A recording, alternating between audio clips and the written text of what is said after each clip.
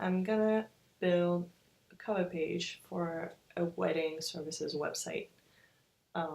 So I'm gonna go to the non-linked section because we don't want it to show here in the navigation. Plus, then you click on cover page. We'll call it coming soon page. Here you can see the different layouts. So, it really depends on what you're looking for. I will pick a pretty simple one, select, save, and here is pretty much what you can change. Branding, you can change it to your logo, which you definitely want to do.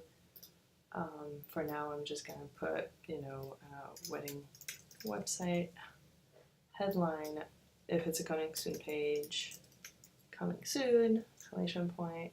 And here you can put either information about your website or contact information or whatever you want. Media, you will definitely want to do an image. You can do a video, but it doesn't really load on mobile, so I'll just stick to an image right now. I already prepped it. Wedding website coming soon page. It's loading. And if you compress the images, then I can definitely write a blog post about that. It will load pretty quickly and it's great for your SEO. After that, we're gonna do the action. So here is what you want people to do once they got onto that page. Since it's a coming soon page, I would just do an actual form if you want people to be able to contact you. So contact us, and you can edit the form.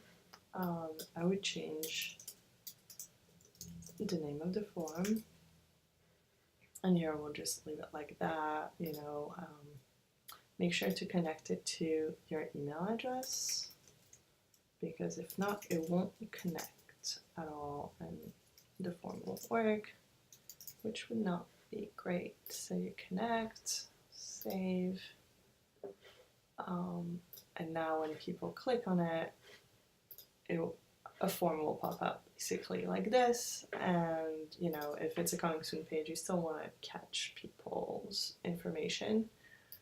Social icons, if you connect your social media accounts, they will show up probably at the bottom here.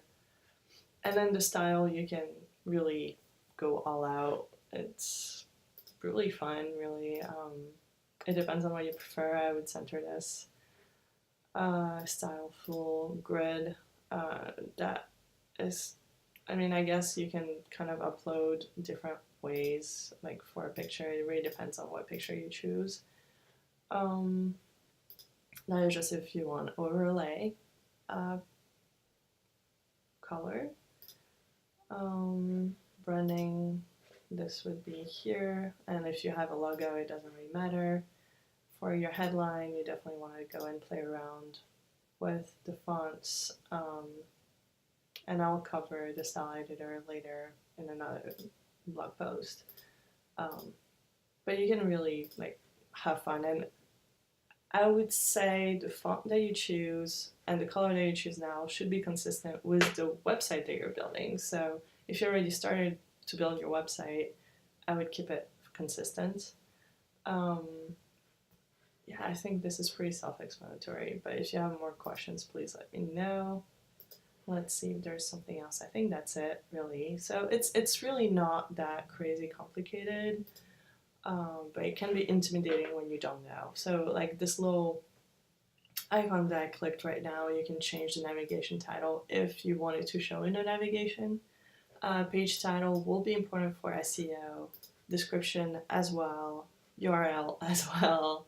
You can put a password if you don't want people to be able to access it. You click here if you want it to be like a landing page, basically, whenever people go on your website, which for a coming soon page, you definitely want to do that. So let's do that. You can duplicate the page, so if you want different landing pages for different people, which sometimes happens, it's easy to duplicate the page and then make some other changes.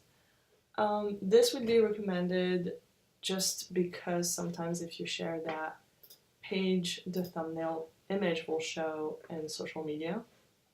And it really depends, I think, on what social media you're going. Advanced would be for any custom CSS code.